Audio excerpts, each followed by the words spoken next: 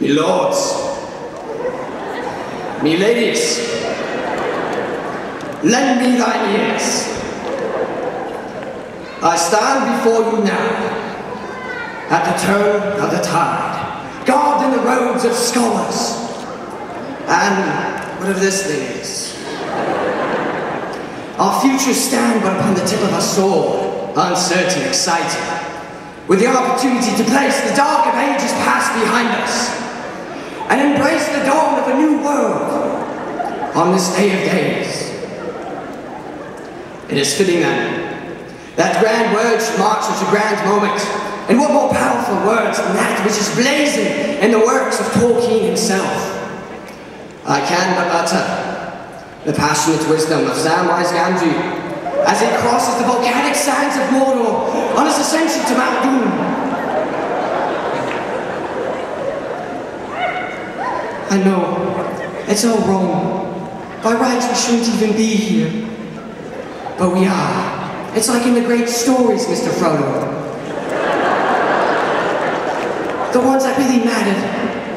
Full of darkness and danger they were. And sometimes you didn't want to know the end. Because how could the end be happy? But in the end, it's only a passing thing, the shadow. Even darkness will pass. A new day will come. And when the sun shines, it will shine out the clearer. Those were the stories that stayed with you. That meant something, even if you were too small to understand why. But I think, Mr. Frodo, I do understand. I know now. Folk in those stories had lots of chances of turning back, only they didn't. They kept going because they were holding on to something. That there's some good in this world, Mr. Frodo, and it's worth fighting for. We find humanity in troubled times, in an even more troubled world. Confusion, worry, fear. But fret not, for though we hesitate now on the precipice at the end of all things, we have each other. As in Lord of the Rings, I too have forged the mighty fellowship of these past 4 years. Think of it as a wolf pack.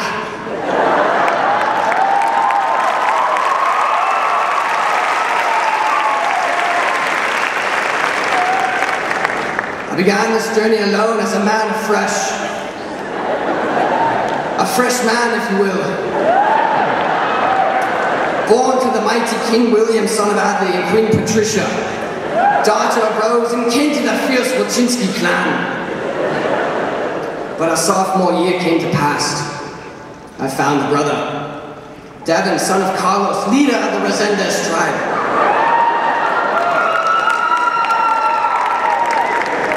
And so my wolf pack grew by one. Onward we rode upon our mighty steeds, creatures glorified in the halls of men as the TI-84 silver editions, bred in the very heartland of Texas Instruments. Woe betide, junior year drew nigh, and with trusty Ticonderoga in hand, I did battle with the great alchemist Sir Dennis, and his evil cohort Sir Cleave Ard of the Riddermark. But were it not for the camaraderie of Sir Robert, son of Dun, kin to the fearless Blackstock, I most surely would have met a gruesome demise. Alas, the last leg of the journey had been reached, and I questioned to myself, could it be?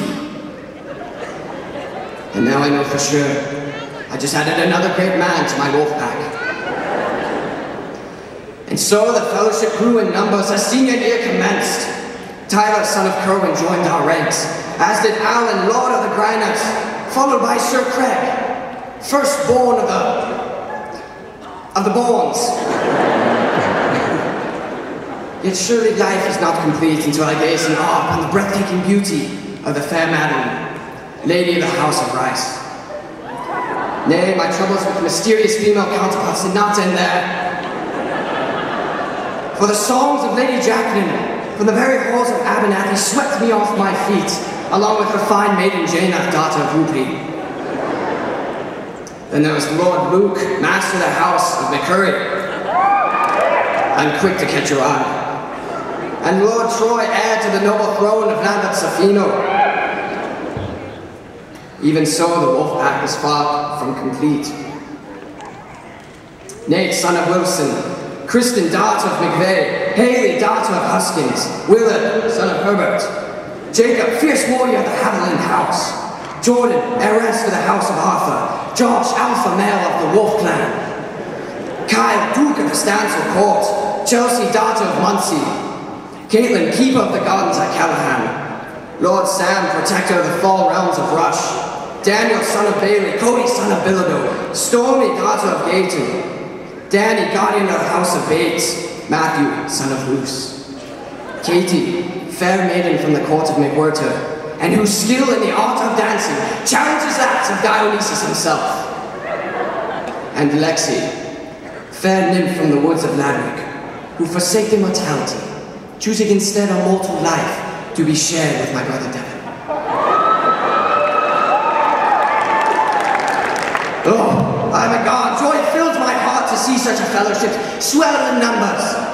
One could drink of the frosty brew for fortnights, celebrating what has transpired here. But alas, some believe this great journey of ours has come to an end. They are mistaken. Indeed, Gandalf the Great himself was wrong. For though we stand here, dear friends, on the shores of the sea, our fellowship shall not be broken. For the road goes ever on and on, out from the door where it began. Let others follow it who can, let them a journey new begin. For all that is gold does not glitter, and not all those who wander are lost. Even still, shadow looms over the path before us now. And in a world where others foresee imminent doom on 2012, you may say, how can I go on? So do all who live to see such times. That is not for them to decide. All we have to decide is what to do with the time that is given to us. There are other forces at work in this world, besides the will of evil. Ride with me now, my brothers and sisters, and with the luminescence of adolescence, may we shine like a beacon amidst the darkness. Together we will combat rising blueberry prices. Do away with gas-guzzling automobiles in favor of mighty steeds fueled by the power of oats. And hey, banish Nancy Pelosi from this realm, never to return again.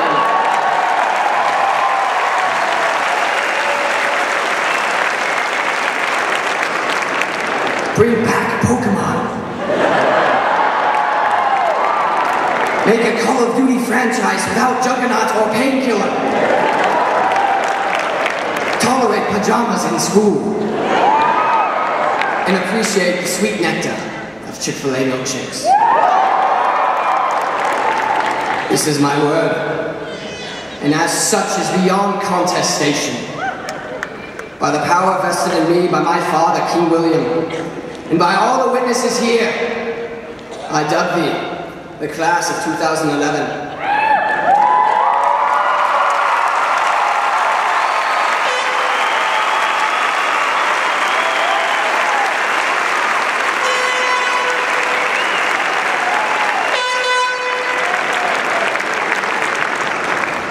Now prepare your sails and ready your station for the present situation when I blow your minds and induce perspiration with the second half of this valediction, superseding all known forms of communication and articulation to alert all of God's creation that we graduated from this institution. For though it is a paramount of education with an excellent administration, nothing is beyond my condemnation, especially the overbearing restriction on backpack possession.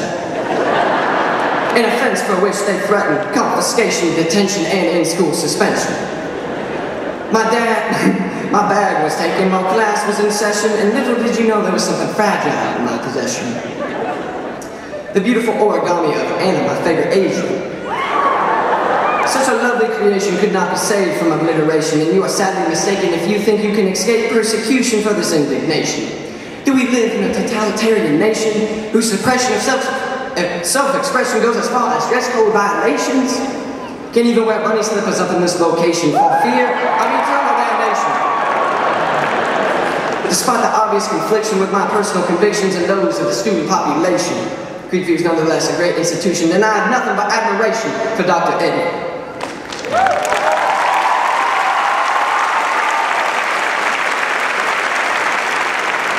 Whom I wish could take the place of politicians in the upper positions of this crumbling civilization. They hear only the suggestions of corporations and worry more of terrorist organizations than the causation of our recession and the looming devastation in association with a multi-trillion-dollar deficit we call the U.S. financial situation up in this perversion of an idealized democratic nation. Get over the execution of Bin Laden. Man faces extinction. We need a global correction to erect society's decaying foundations that, if left unchecked, will spell mankind's annihilation. Take heed to such suggestions, and mark my utmost appreciation for Mrs. Wallace of Choral Education. Oh, stand up, take a bow. Whose chorus class is the very quintessence of a fine education. And boy, I can't wait for the elation, a summer vacation, followed by the spiritual ascension, physical augmentation, social escalation, and life progression to the next destination we call higher education.